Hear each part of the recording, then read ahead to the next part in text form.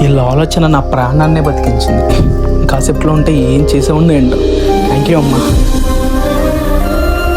సరే వెళ్ళండి అమ్మ, నేను వస్తాను.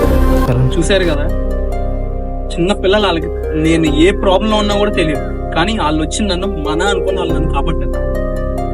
ఇప్పటికన్నా అర్థమైందా?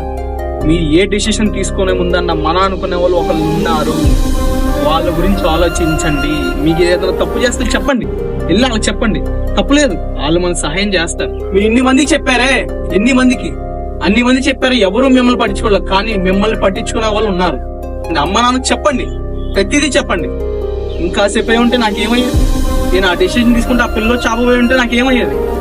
ఆ డెసిషన్ మీరు తీసుకోకుండా ఉండండి. ఎలాగన్నా అమ్మ నాన్నకి ఏదన్నా మీరు ఏ తప్పు చేసినా చెప్పండి, వాళ్ళు సాల్వ్ చేయడానికి మీ వెనకాల ఎప్పుడు నిలబడతారు. కొడతారు, తిడతారు, మీరు చేసిన తప్పు వాళ్ళు కొడతారు, తిడతారు, పడండి, తప్పు లేదు.